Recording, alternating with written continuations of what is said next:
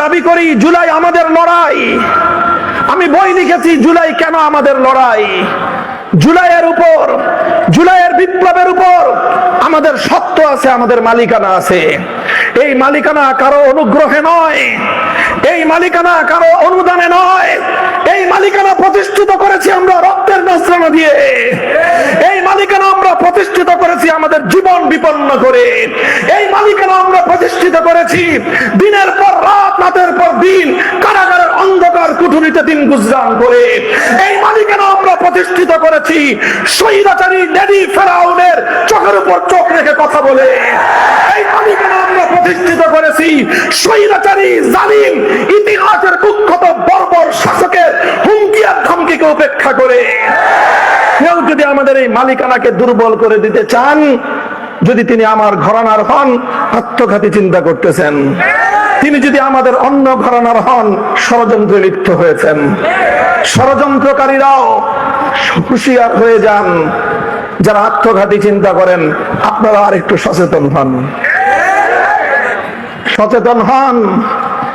এভাবে জুলাই পর্যন্ত আসতে যতগুলো রক্তের দরিয়া পার হতে হয়েছে, জুলাই একদিনে তৈরি হয় নাই, ফ্যাসিবাদ একদিনে বিদায় হয় নাই। এই আধিপত্যবাদী জগদ্দল পাথরের মতো চেপে বসা ইসলাম বিরোধী মূর্তি প্রতীকের শক্তি এমনিতেই জমিন থেকে বিদায় হয় নাই। একটার পর একটা রক্তের দরিয়া পার হতে হয়েছে।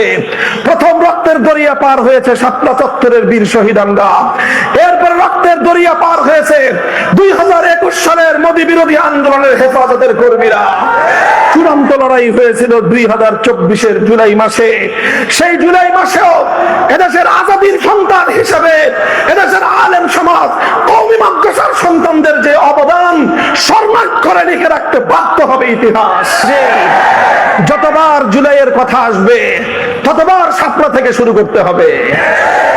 যতবার জুলাই বিপ্লবের কথা বলবে ততবার শাপলার শহীদদেরকে স্মরণ করতে হবে।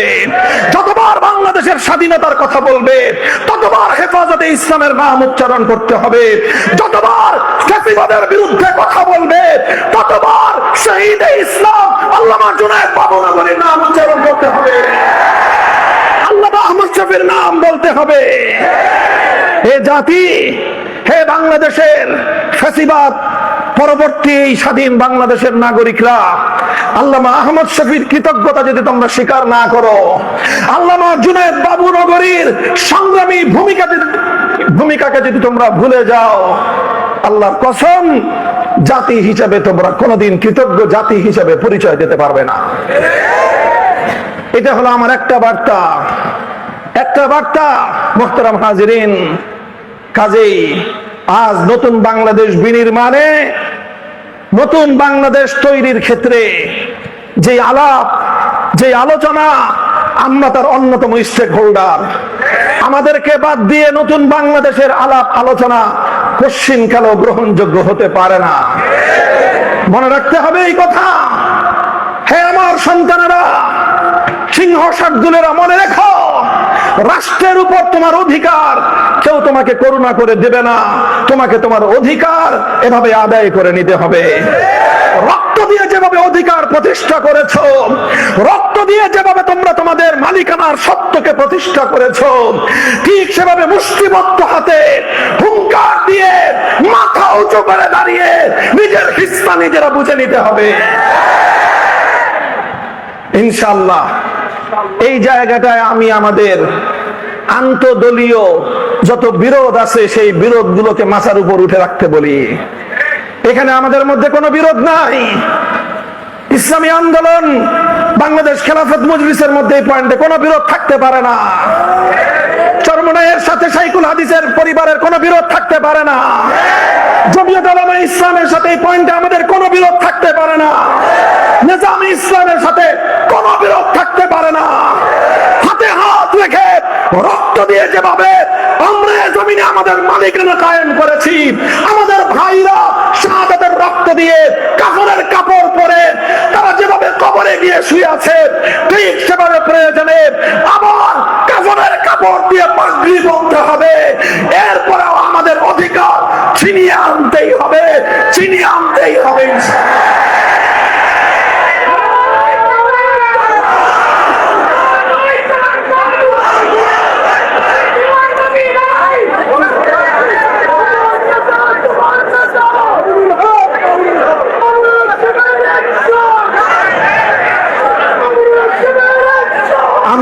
কথা বললাম, এই কথাটা আপনারা খুব ভালো করে মনে রাখবেন। আমার আরেকটা কথা গুরুত্বপূর্ণ, যেই কথাটা আমার মূল মেসেজ, সেটা আমি এখন বলতেছি। সেটা হলো এই যে বায়াতের রিদওয়ানকে এতটা তাৎপর্যময় যে বর্ণনা করা হলো, এতটা গুরুত্ব দেওয়া হলো বায়াতের রিদওয়ানকে, এটা তো পরবর্তী যুগের কোন ঐতিহাসিক এই গুরুত্বটা দেয় নাই। এই গুরুত্বটা তো স্বয়ং সাহাবায়ে কেরাম দিয়েছেন, এই গুরুত্বটা তো স্বয়ং আল্লাহর নবী দিয়েছেন। বরং আরেক কদম বাড়িয়ে তো বলতে হবে, এই গুরুত্ব তো স্বয়ং আমার আল্লাহ ঘোষণা করেছেন।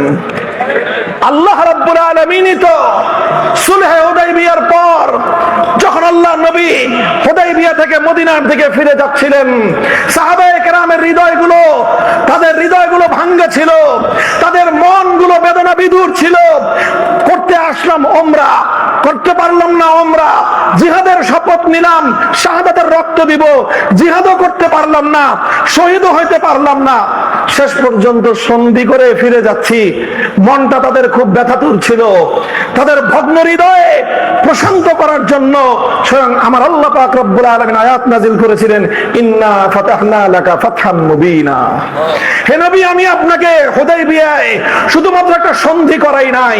এই মনে রাখো মাদ্রাসা তালেবে ইলমরা, আমার আল্লাহ বলতেছেন, হে আমার সাহাবী, হে আমার নবীর সৈনিকেরা, হে আমার নবীর সাহাবীরা, হে উম্মতে মুসলিমার এক একজন সদস্য, শুনে রাখো, হুদাইবিয়া একটা চুক্তি স্বাক্ষরিত হয়েছে।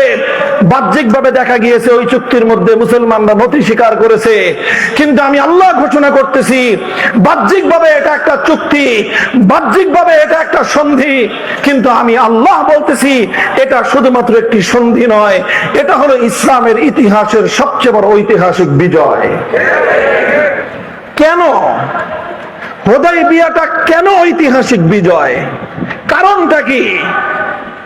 আপনারা এবার সমস্ত শুরুহাত বুখারী শরীফের যত সরা আছে, ফাতহুল বারী খুলেন, উমদাতুল কারী খুলেন, শরহ মুসলিম নববী খুলেন, আজ পর্যন্ত আমাদের আকাবিরিনদের লেখা, আল্লামা শাব্বির আহমদ উসমানীর ফাতহুল মুলহিম খুলেন, আল্লামা নববী খুলেন, সমস্ত হাদিসের ব্যাখ্যা গ্রন্থগুলো খুলে আপনারা এই প্রশ্ন পড়েন, কোরআনের ওই আয়াতের তাফসীর পড়েন, একেবারে প্রথম যুগ থেকে নিয়ে বর্তমান যুগ পর্যন্ত মুফাসসিরিনদের লেখা তাফসীরগুলো পড়েন।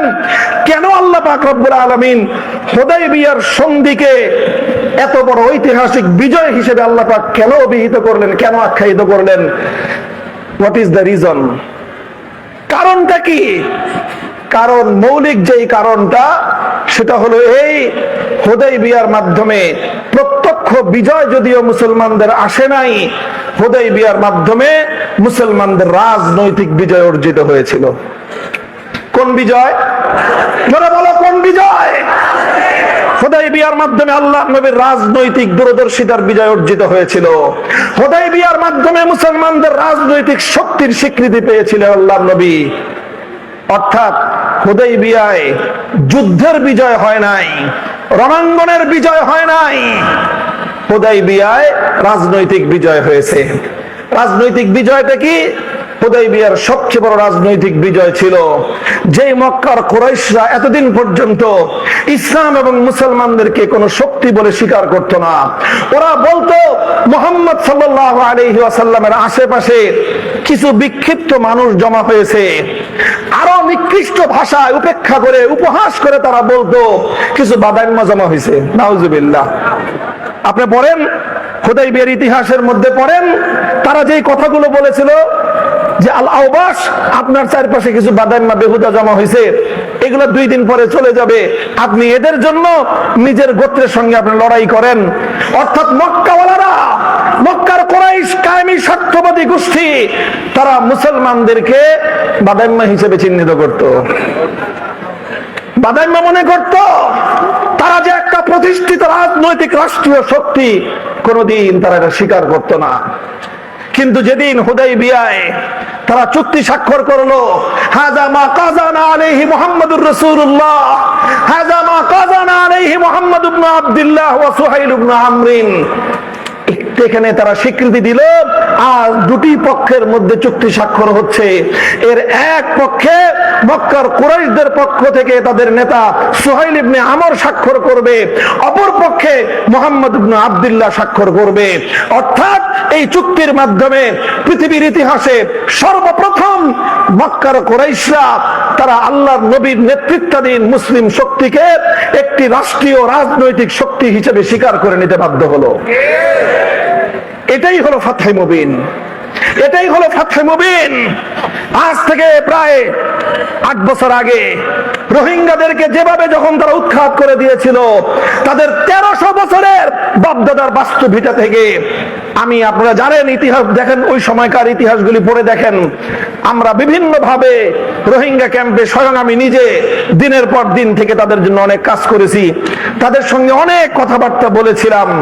সব কথা বলার পরে তাদের কারণগুলো যাচাই করার চেষ্টা করেছি যে কেন এভাবে তাদের সঙ্গে এই আচরণ করা হচ্ছে, কেন তাদের সঙ্গে এই নির্মমতা চলছে শতাব্দীর পর শতাব্দী ধরে।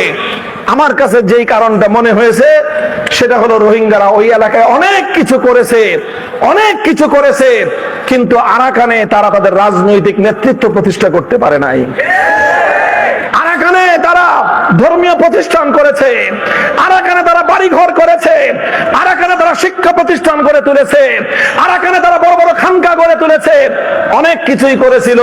কিন্তু একটা কাজ রোহিঙ্গারা কখনোই করার চিন্তা করে নাই, সেটা হলো তাদেরকে আরাকানের একটা স্থায়ী রাজনৈতিক শক্তি হিসেবে, সুসংহত একটা নেতৃত্বের অধীনে রাজনৈতিক শক্তি হিসেবে নিজেদেরকে প্রতিষ্ঠা করতে তারা পারে নাই।